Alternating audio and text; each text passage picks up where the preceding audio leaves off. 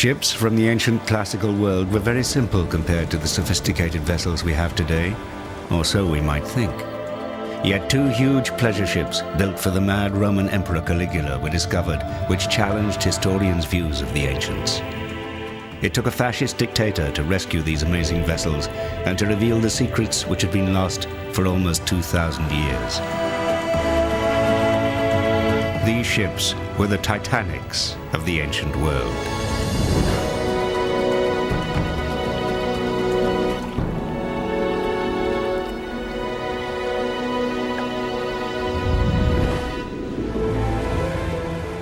As ancient peoples expanded their empires, their ships became more sophisticated and elaborate.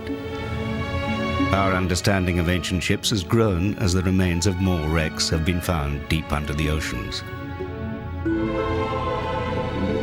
As marine archaeology has improved with modern techniques, we are learning ever more about the technology of ships from the ancient world and their precious cargoes. Yet a discovery was made in the 1920s in Lake Nemi, 24 kilometers from Rome, which would blow apart all our ideas about ships of the ancient world. Ships of such a size and splendor had never been seen before. But who built these unique ships, and what would they reveal about the ancient civilization which created them? When the ships were raised to the surface of the small volcanic lake, their true scale and complexity could be seen. The discovery of the Nemi ships would rewrite history. Solving the mystery of the Nemi ships has been the life's work of one man, Dr. Marco Bonino. Le navi di Nemi sono molto importanti perché sono i relitti più completi mai trovati e anche a causa della loro grandezza. Si vede immediatamente che erano eccezionali. The two massive ships would reveal dark secrets of the excesses of the Roman Empire. On board were statues, sculptures, and incredible technology that had to be seen to be believed. What was the meaning of these strange bronze artifacts? And what were these huge ships doing far from the sea in a remote lake only a mile in diameter? The Nemi ships were enormous vessels. They measured over 70 meters long, 20 meters in beam, the equivalent of 2 regulation tennis courts placed end to end. For the scope, the context of Lake Nemi, these vessels would have just been breathtaking, sitting inside the lake and really just dominating the whole environment. The sheer size of the ships sailing on a small lake like Nemi seems unbelievable. But for Dr. Marco Bonino, it was the extraordinary quality of the construction that fired his imagination. Nessun altro relitto di nave antica, trovato sia in mare che nella terraferma, è riuscito a dare tante informazioni come le navi di Nemi riescono a dare riguardo alla tecnica costruttiva e all'architettura navale. The Nemi ships were indeed a treasure trove for archaeologists and naval historians, but it was the remains of the opulent and luxurious furnishings which astonished many experts. We know they had marble floors, we know they had hot and cold running water and possibly also had baths, actually on at least one of the boats. These were palatial houseboats with gilded copper roof tiles and mosaic floors and column drums.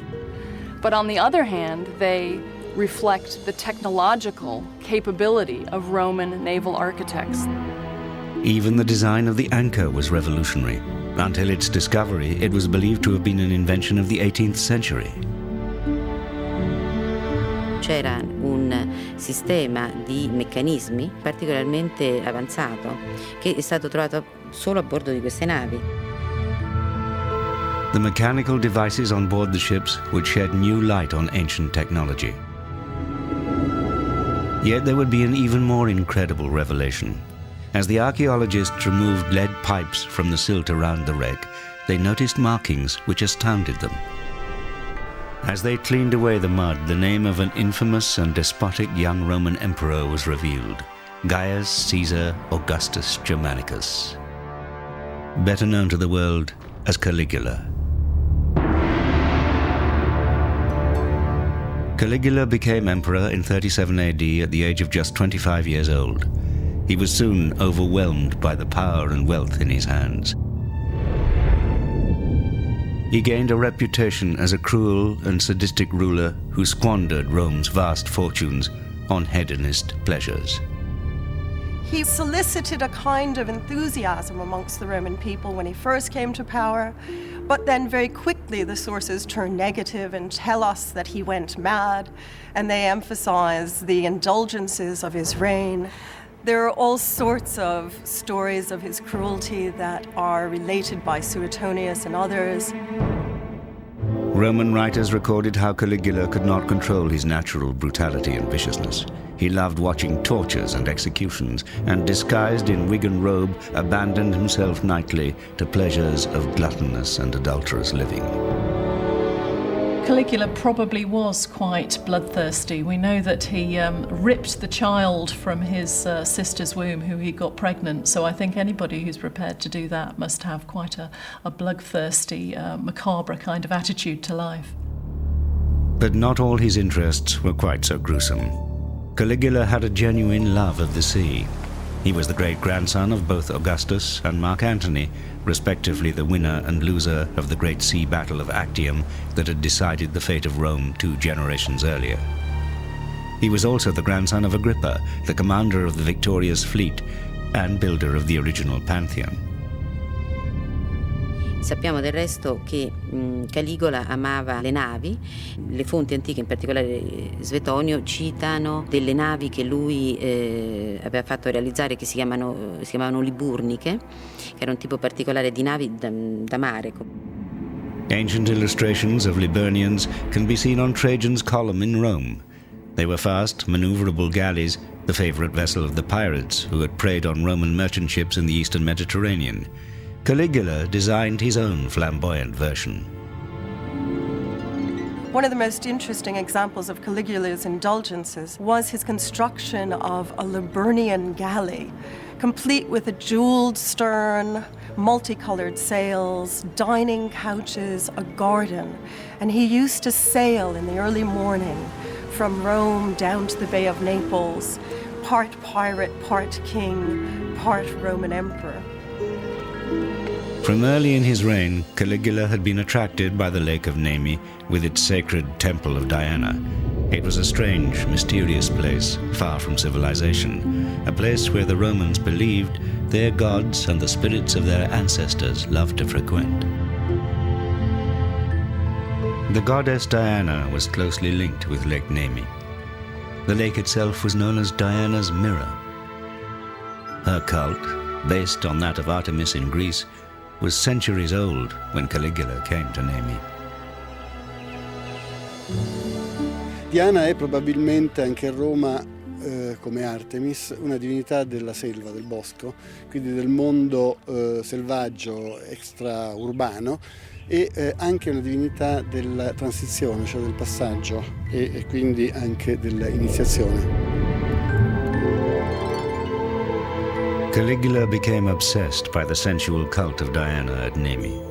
He built himself a palatial villa on the edge of the lake, close to Diana's sanctuary. He was only one of many to be drawn to the lake by the cult of Diana the Huntress. Many of her worshippers left evidence of their devotion.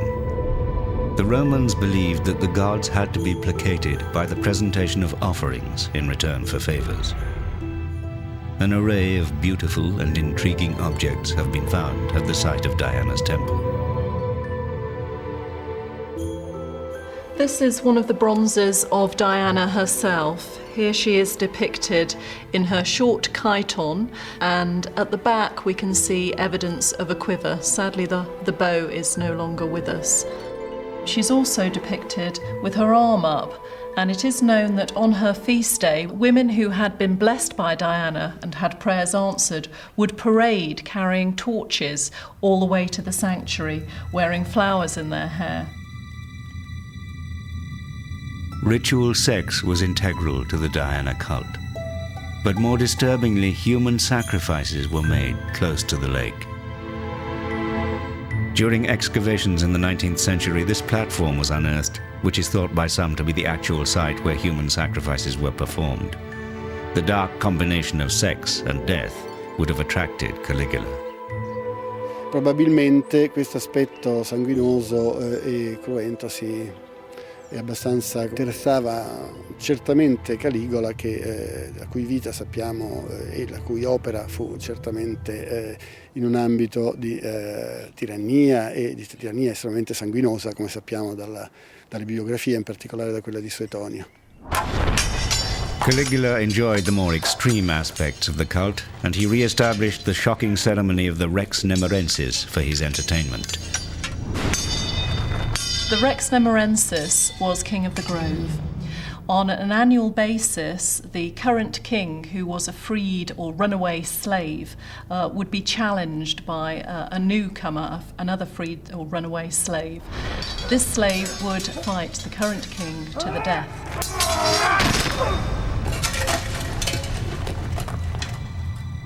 The cult of Diana allowed Caligula to explore bloodthirsty and perverse activities veiled as religious devotion. Lake Nemi was the ideal place for him to indulge himself. Caligula wanted to make his presence all-important at Lake Nemi. A palace would not be enough for Caligula. His extravagance led him to order 2 huge luxury ships fit for the most powerful man in the world. His instructions were that the first ship should be a floating temple dedicated to the worship of Diana. The second would be a luxury yacht for Caligula and his entourage to relax. He ordered the 2 ships must be unrivaled and take pride of place on the lake. The summer heat in Rome was unbearable, and Caligula longed for a refuge from his troubles in the city. Only a year into his bizarre and tyrannical reign, many Romans had become outraged by Caligula's lavish spending and eccentric behavior. In the eyes of his people, he was becoming an unstable leader. Forces were massing against him in Rome, and there were rumors of conspiracies to overthrow him. Caligula would escape from the city to his sanctuary at Lake Nemi, a place where he was once more surrounded by peace and tranquility, with the heat and politics of Rome out of sight and out of mind. Once here, Caligula could concentrate on the designs for his magnificent ships. They would celebrate his great majesty and elevate him above all others. What he really was trying to do was to recreate the Hellenistic pleasure barges of Egypt, of the Ptolemaic kings.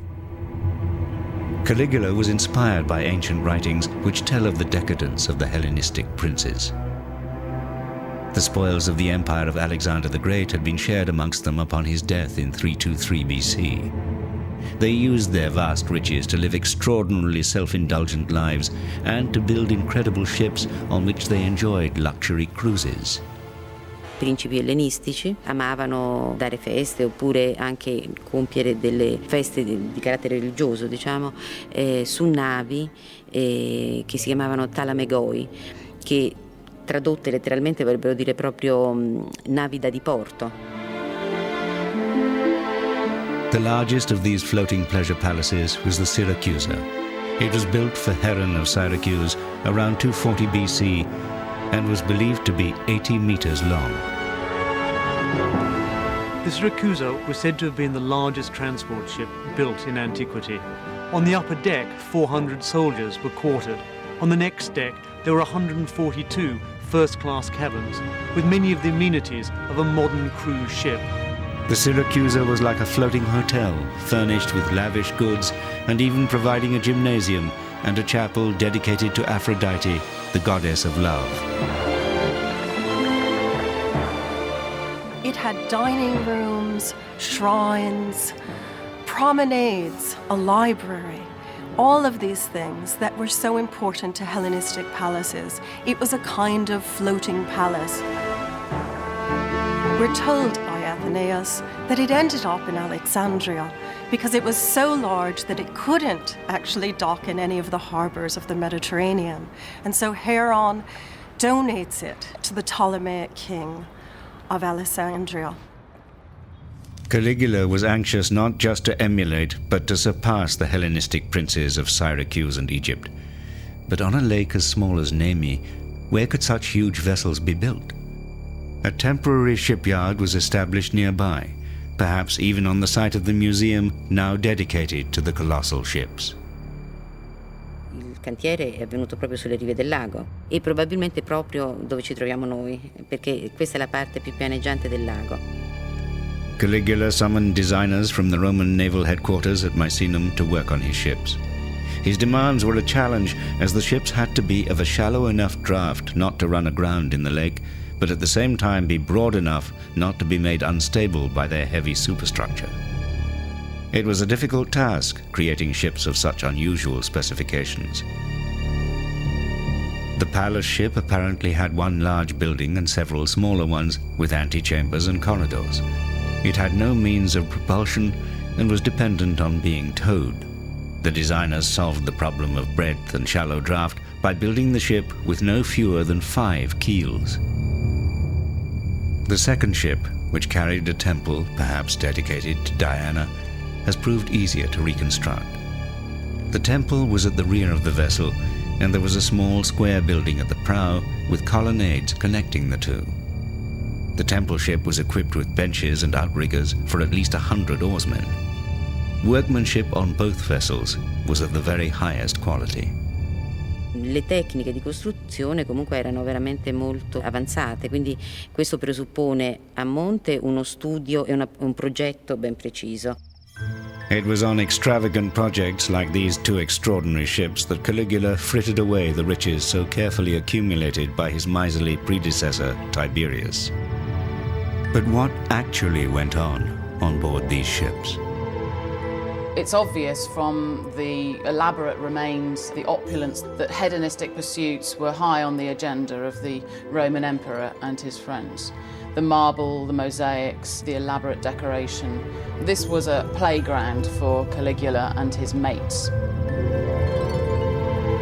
I think there must have been a lot of dreams met on these ships. He was living out his fantasy life in this surreal, mystical place on these wonderful palace boats that, let's face it, only he had them. Nobody else at that time would have had the nerve to spend so much of the Roman taxpayers' money living such a life.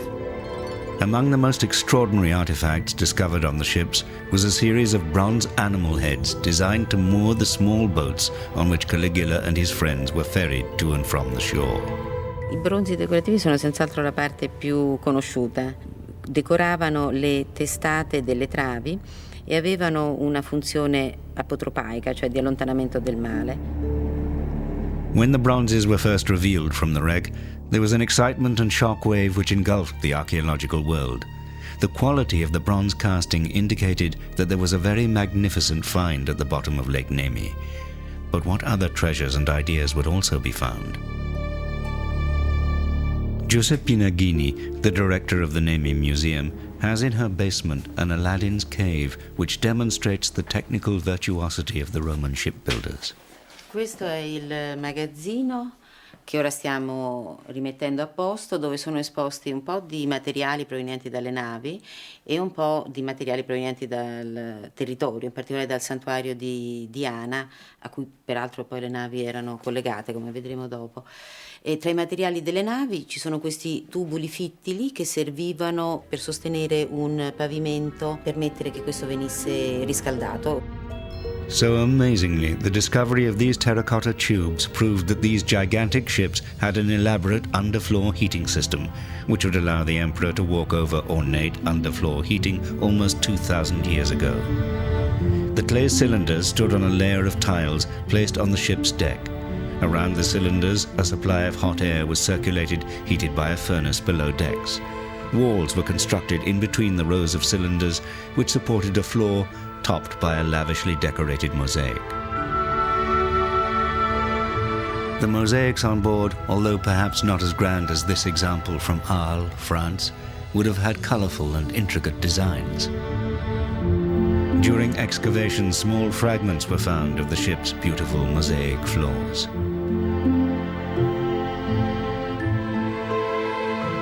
The underfloor heating on Caligula's ships was an unusual application of the hypercaust heating systems used in thermal baths and palatial villas throughout the empire. Just because Caligula was on a ship did not mean that he could not have the luxuries of his palaces around him. But there would also be other strange objects connected to the water system which would baffle and intrigue the archaeologists at Nemi. For hidden in the mud around the wreck would be a bronze tap which looked too modern to belong to a Roman ship. But it was genuine. This extraordinary tap was made to control the flow of water into the ship's water storage tanks. From these tanks, water would be distributed throughout the ships by gravity through a series of lead pipes interspersed with bronze valves. The archaeologists of the 1920s couldn't believe it was nearly 2,000 years old. E il rubinetto in bronzo era in qualche modo collegato, però è stato trovato a parte, da solo, quindi non sappiamo, cioè si può ricostruire come avveniva il collegamento. When discovered, the bronze tap was almost free of corrosion. Thanks to its brilliant design, which tapers very slightly, and its precision engineering, it still makes a watertight seal when lowered into place.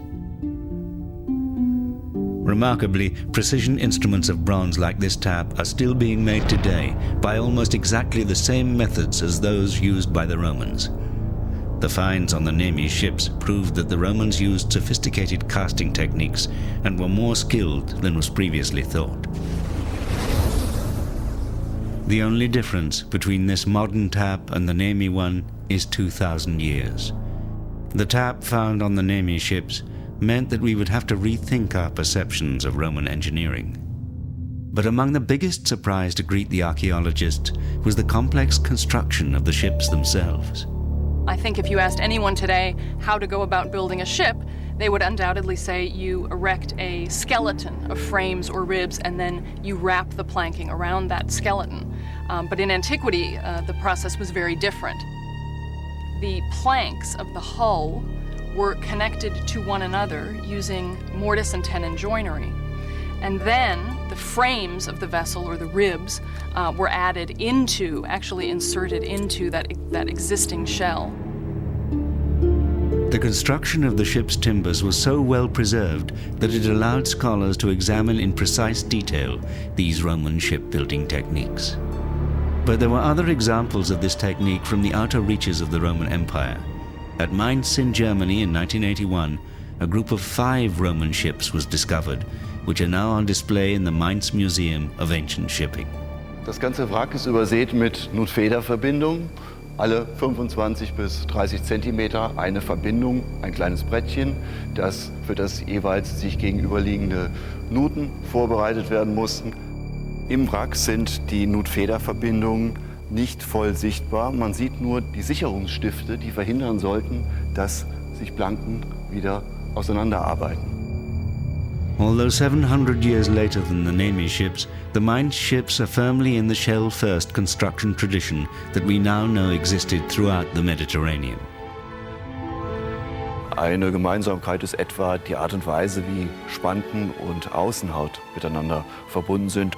Die Nägel wurden durch Bohrung getrieben, auf der Innenseite zweifach gekröpft und an die Spitze zurückgeschlagen. Es gibt eine sehr feste, zugleich aber auch flexible Verbindung, die so ein wenig Schlupf, so ein wenig Bewegung zulässt. There have been suggestions that the iron nails used on the Nemi ships were covered in a film of copper to resist rust.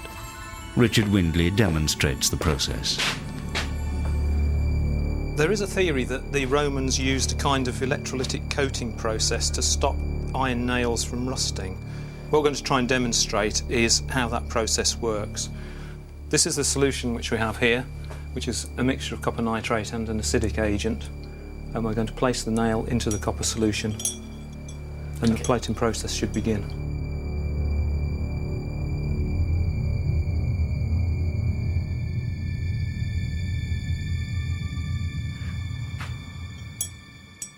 The process is an intriguing one. Some experts believe that the nails used on the ships were electrolytic copper.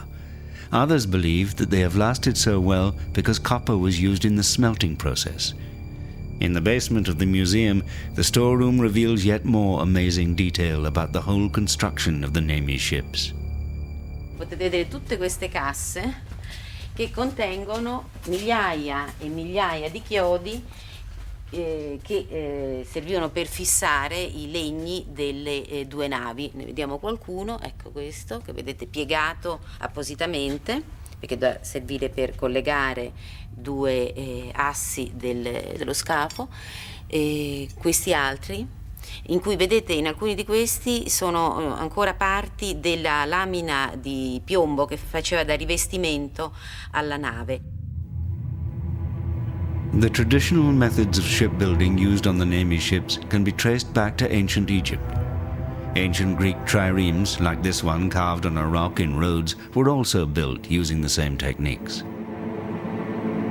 By Caligula's time, the construction ideas employed on the Nemi ships had already been in use for hundreds of years on the merchant ships which carried goods around the Mediterranean. The Romans had become experts in developing this technology, which was crucial to their infrastructure. Pottery, glass, metals, wine and olive oil were all important trade goods, as well as the grain that supplied Roman citizens. Glass became particularly prized, and silk from China, incense from Arabia, and spices from Southeast Asia were all essential for the well-to-do Roman lifestyle. A lifestyle which would have been impossible without reliable ships. The large numbers of Roman shipwrecks around the shores of the Mediterranean testify to the scale of maritime trade as well as its risks. It's thanks to these wrecks that we know as much as we do about the extent of Roman trade. But for maritime archaeologists such as Deborah Carlson, there's always more to learn. There's a moment of discovery working underwater when you're airlifting sand away and you're working with an object. You may not know what it is, but there's always a moment when you finally realize what that artifact is, and that is actually a very thrilling moment. For archaeologists like Deborah Carlson, the area around the coast of Turkey has a wealth of ancient shipwrecks to explore.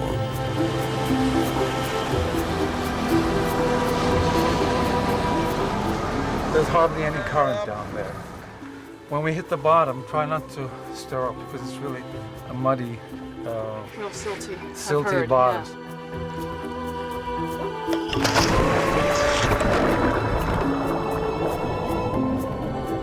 These wrecks often have large cargoes of amphoras.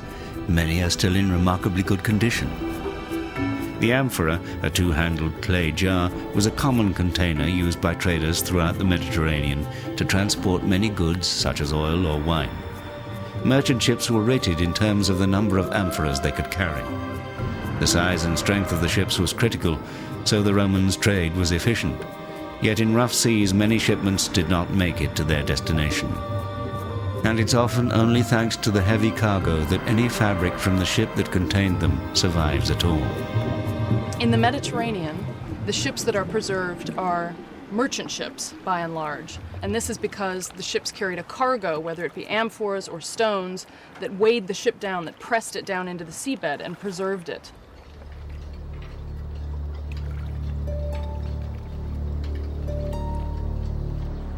Deborah Carlson has worked for many years on the Institute of Nautical Archaeology's shipwreck excavations. The institute is based at Bodrum in Turkey.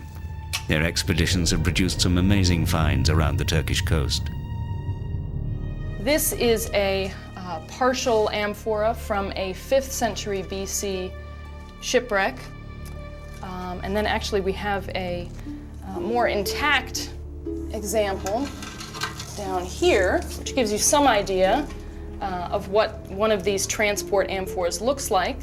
This holds about 25 liters of fluid. We suspect that the amphoras were carrying wine, specifically because we see the remnants of pitch lining on the interior of the jars, and you can see some of that here on the mouth. In one of the Institute's most productive archaeological projects on a late Roman shipwreck at Yassi Ada in Turkey, they found amphoras containing drinking water, wine, oil, fish sauce, cereals, olives, and fruits. They also discovered remains of clothes, shoes, and gaming dice belonging to the crew. Wood from the wreck is being conserved in the Institute's basement. These are the trays that hold some of the ship's timbers.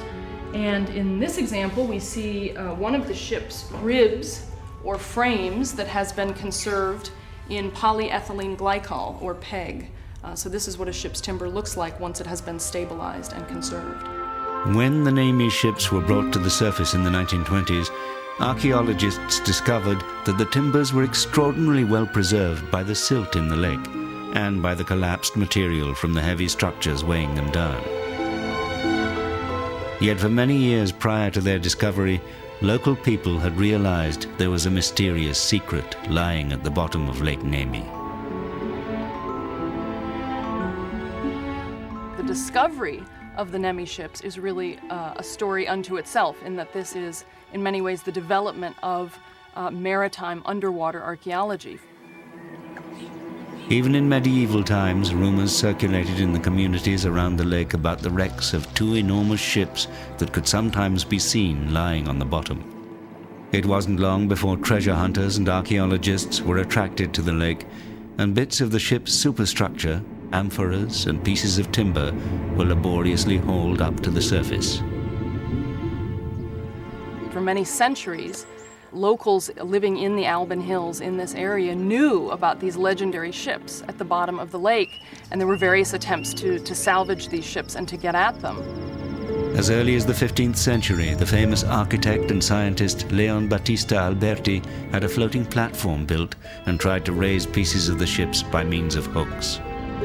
Questi che vedete qui invece sono dei rampini che vennero utilizzati a partire dall'età rinascimentale, quando iniziarono i primi tentativi di recupero delle navi, che praticamente strappavano i pezzi di legno, le decorazioni e quanto si riteneva valido da essere portato a terra, ma ovviamente si distruggevano le navi e gli scafi.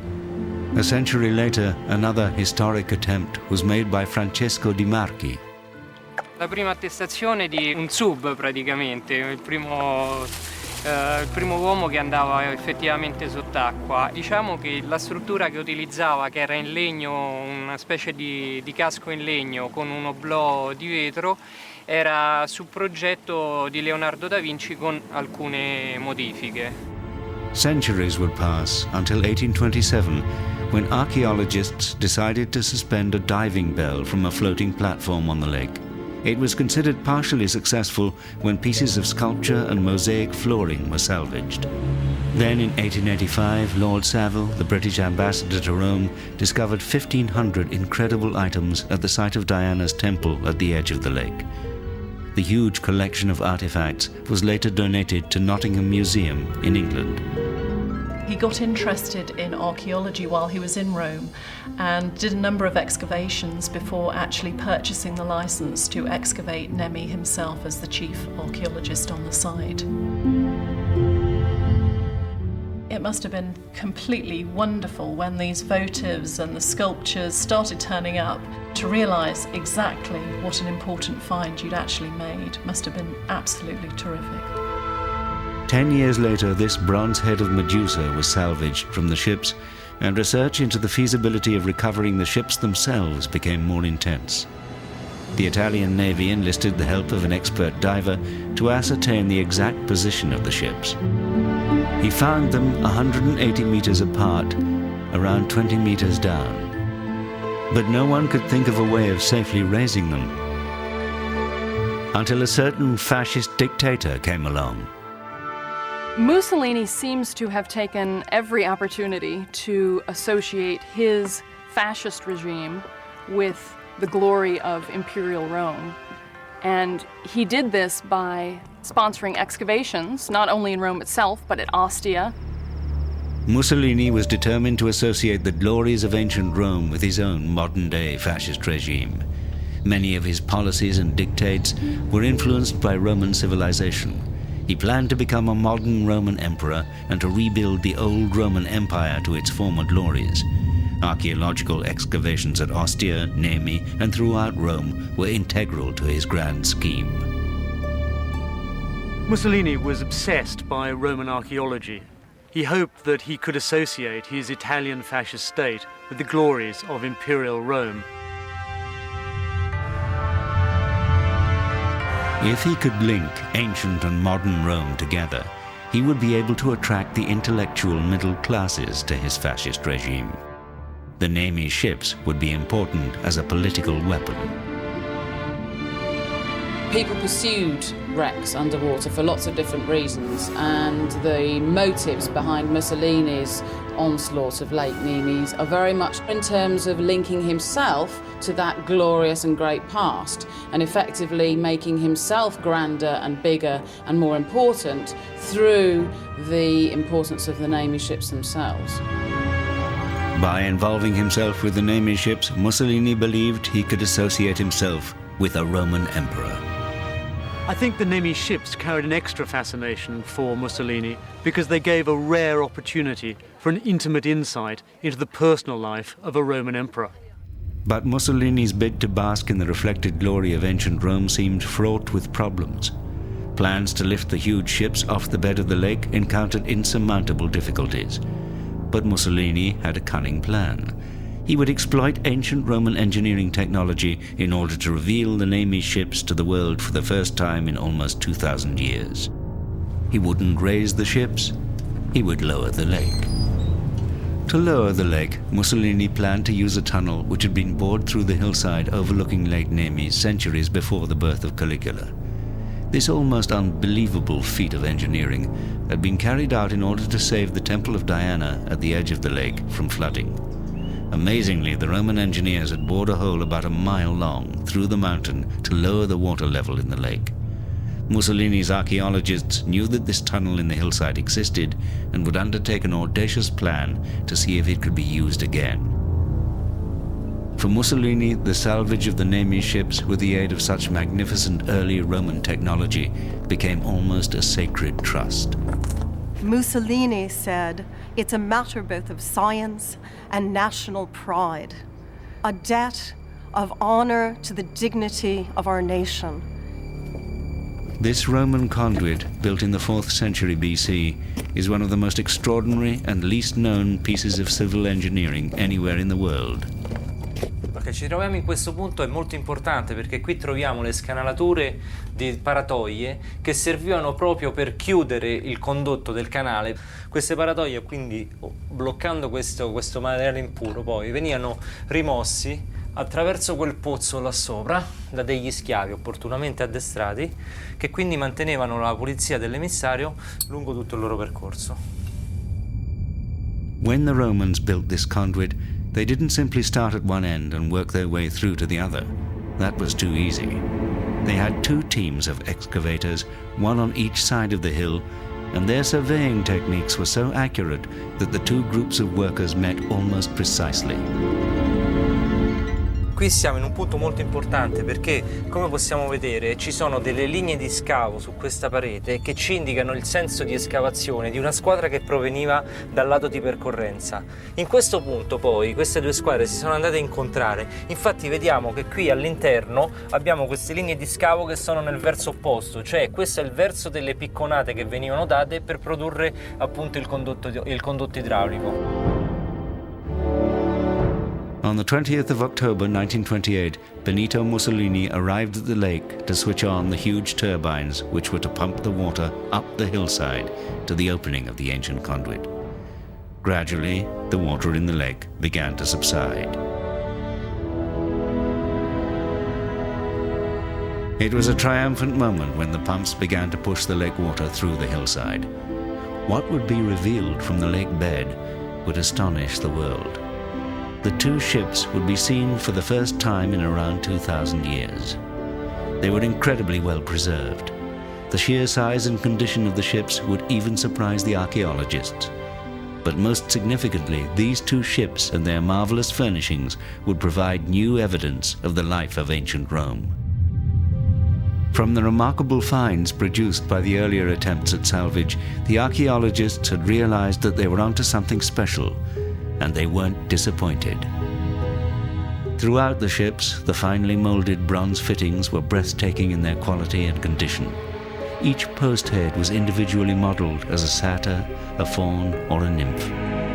Many of the gilt copper roof tiles survived, and the wonderful bronze lion head, which capped the steering oar and was equipped with a ring to secure it, was also in almost perfect condition. An enigmatic bronze arm turned out to be yet another symbol to avert the evil eye. Soon the archaeologists were hard at work making plans of the ships with details of exactly where everything was found. Before the discovery of the Nemi ships, we really didn't have a very sound idea of how ancient ships were built. And when the ships were raised, this provided naval architects and archaeologists an opportunity to really study and appreciate exactly what went into the construction of a pegged mortise and tenon built vessel. Accepted knowledge of ancient shipbuilding had to be reconsidered. The excavation revealed stone anchors like this one were a thing of the past by the time Caligula's ships were built. Exciting new information was coming to light as a huge quantity of important artifacts and ancient technology was revealed. A series of extraordinary mechanical inventions was discovered on board.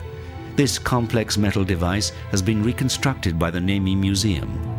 It's one of a number of chain and bucket constructed bilge pumps used to remove any excess water from the ships. Sono delle norie che funzionano con un sistema di catena, in un certo senso con dei cucchiai o delle piccole vasche che servivano a togliere appunto l'acqua dal pozzo di Sentina. E per lo stesso scopo esistevano delle pompe a stantuffo che venivano ovviamente azionate a mano. This hand-operated pump was extremely technically advanced. It was a pump which used air pressure to move water around the ships. It's based on a design by the Greek inventor Ctesibius and is an ingenious device. But how effective could an ancient water pump really be? Right, this is what we think the pumps in the Nemi ship may have looked like. This is a reconstruction which is going to be probably a third or quarter scale. What we basically have here is a force pump, and it would have been used for lifting or forcing water around a conduit system within the ship. It's double-acting, double cylinders. The flow of water is continuous, as opposed to a single piston pump where the flow is intermittent. The pump lifted water from the tank underneath on the upstroke, and on the downstroke forced it out through a system of valves into the reservoir in the back of the pump. From the reservoir, the pressurized water was distributed throughout the ship. The design is extremely effective. Incredibly, the valves inside the pump were made of wood and bronze, but made an extremely good seal. The pump would be connected with the water tanks on board the ships, where rainwater was collected and stored for later use. But the pumps were not the only objects found on board the ships which created excitement amongst archaeologists. For discovered in the wreck of the ships was a platform which contained a set of strange bronze objects.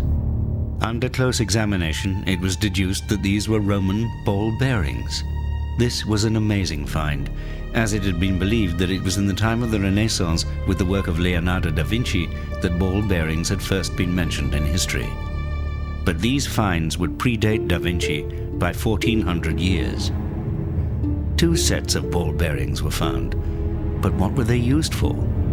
Some believed that they were part of a mechanism to bring up the ship's anchor, but others believed that they turned a platform supporting a statue of a goddess. The platform would have been moved by a mechanism below decks, allowing the statue to magically move.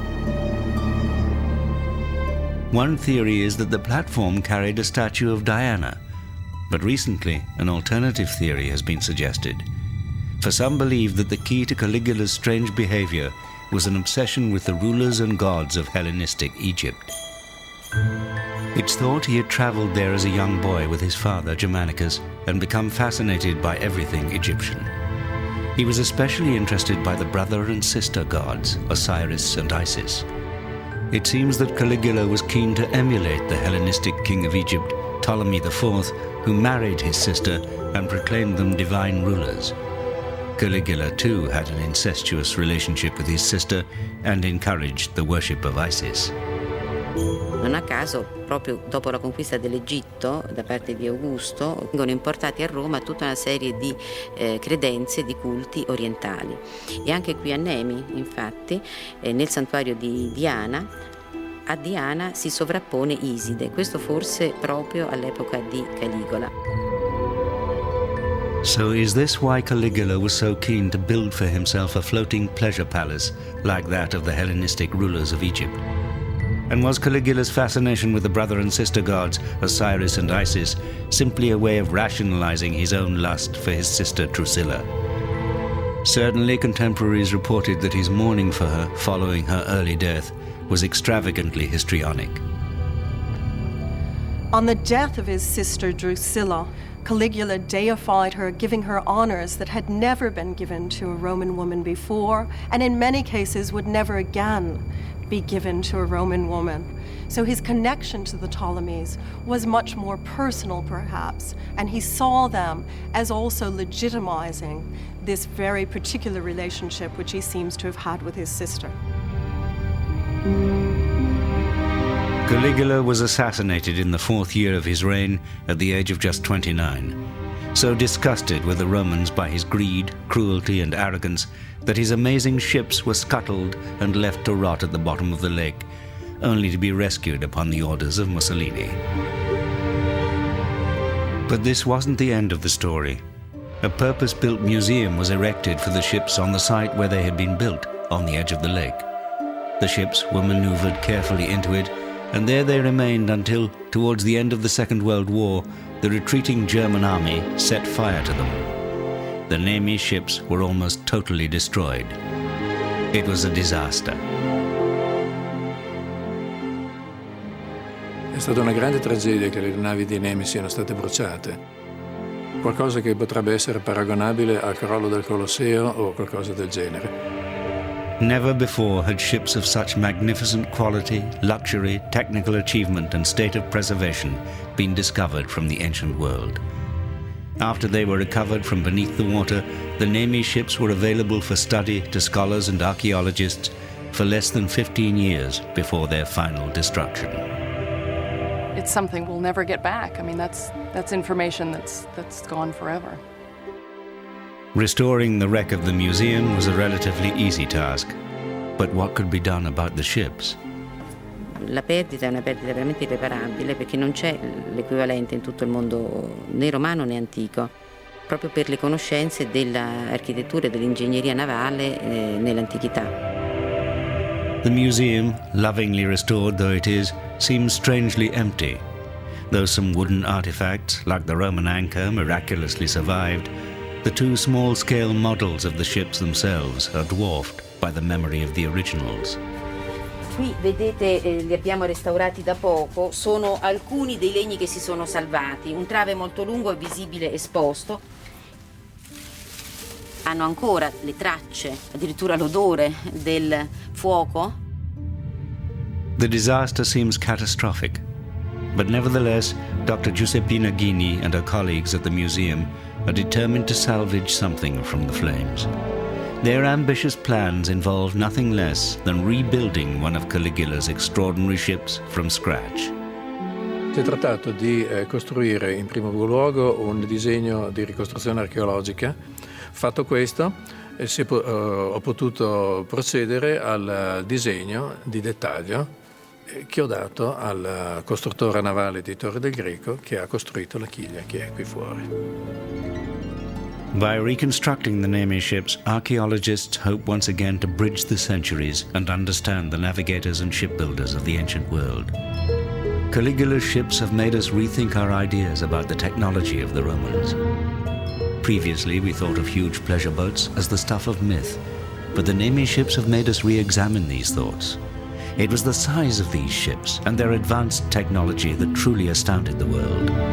One day, if the plans come together, a replica of Caligula's temple ship will once again sail on the lake, and once again show the world that these ships were indeed the Titanics of the ancient world.